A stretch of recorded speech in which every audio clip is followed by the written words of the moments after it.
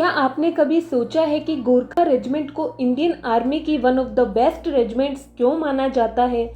Field marshal Sam Manekshaw ने कहा था कि if a man says he is not afraid of dying, he is either lying or he is a Gorkha. भारत के इतिहास में ये कहावत बहुत से गोरखा जवानों ने अपने छोटे कद और खुकरी से सच भी किया है। आज भी आपको बहुत से गोरखा जवान मिलेंगे जो इस कहावत को सच करने में बखूबी सक्षम हैं।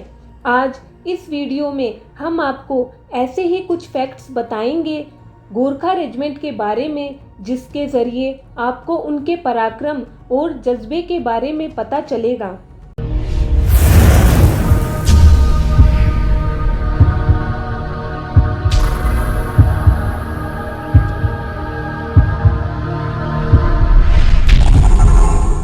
चाहे वो 1962 के इंडियन चीन की लड़ाई हो या फिर 1999 का कारगिल युद्ध, गोरखा जवानों ने आप सबके लिए बहुत सी वीर गाथाएं छोड़ी है।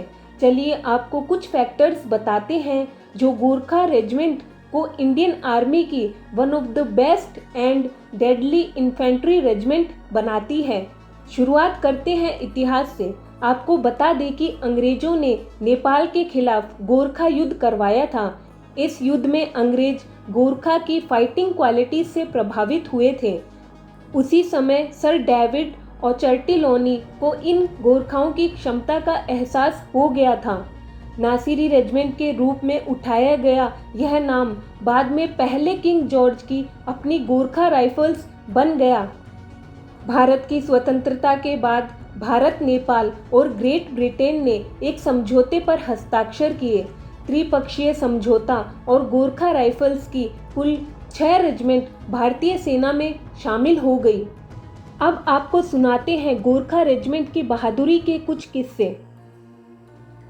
गोरखाओं के पास हथियारों के पेशे में 200 से अधिक वर्षों का गौरवशाली अतीत है और उन्होंने सभी प्रमुख युद्धों में अपनी बहादुरी दिखाई है, जिसमें world war first, world war second शामिल है। रेजिमेंट ने सभी प्रमुख सैन्य अभियानों में भाग लिया है, जिसमें भारत ने आज़ादी के बाद 1947 का भारत पाकिस्तान युद्ध, 1948 में ऑपरेशन पोलो, 1965 का भारत पाकिस्तान युद्ध, 1971 का भारत पाकिस्तान युद्ध और 1999 का कारगिल युद्ध भी शामिल है। रेजिमेंट की इकाइयों ने संयुक्त राष्ट्र मिशनों पर विदेश में भी तैनाती की है। गोरखाओं द्वारा जीते गए पुरस्कारों से आप उनकी बहादुरी का अनुमान आसानी से लगा सकते हैं। गोरखा रेजिमेंट ने भारी संख्या में पुरस्कार जीते हैं।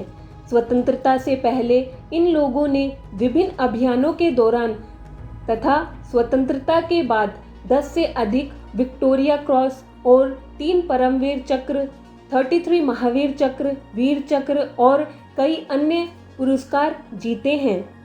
अब आपको रूबरू करवाते हैं गोरखा रेजिमेंट के ट्रेनिंग के बारे में। गोरखा रेजिमेंट के ज़्यादातर प्रशिक्षण केंद्र पहाड़ी इलाकों में हैं, जिसका मूल कारण यह माना जाता है कि गोरखाओं को माउंटेन वॉरफेयर में महारत हासिल है। आइए आपको बताते हैं इनके मुख्य ट्रेनिंग सेंटर के बारे में। वर्तमान में भारतीय सेना में 7 गोरखा रेजिमेंट में 39 बटालियन कार्यरत है और विभिन्न क्षेत्रों में 7 गोरखा रेजिमेंट प्रशिक्षित होती है। पहली और चौथी गोरखा राइफल्स का प्रशिक्षण केंद्र साबथू, हिमाचल प्रदेश में है। तीसरी और 9वीं गोरखा रेजिमेंट का प्रशिक्षण केंद्र वाराणसी, यूपी में है। 58th गोरखा रेजिमेंट को शिलोंग में प्रशिक्षित किया जाता है। 5वीं और 8वीं गोरखा राइफल्स को मेघालय में प्रशिक्षित किया जाता है। 11th गोरखा रेजिमेंट को यूपी में प्रशिक्षित किया जाता है। इन सभी प्रशिक्षण केंद्रों में ये नई भर्तियां 42 सप्ताह के पाठ्यक्रम से गुजरती है और इन्हें सैन्य ढांचे में ढाला जाता है और योग्य प्रशिक्षणों द्वारा विभिन्न युद्ध कौशल में प्रशिक्षित किया जाता है। इस वीडियो को ख़त्म करते हैं गोरखा रेजिमेंट के स्लोगन के साथ, जय माँ काली आयो गोरखाली। आपको यह वीडियो कैसा लगा हमें कमेंट बॉक्स में बताएं। वीडियो अच्छा लगा हो तो इसे लाइक और शेयर ज़रूर करें और हमारे चैनल SSB टू सक्सेस को सब्सक्राइब करना ना भूलें। आपसे मिलते हैं अगले वीडियो में, तब तक के लिए जय हिंद।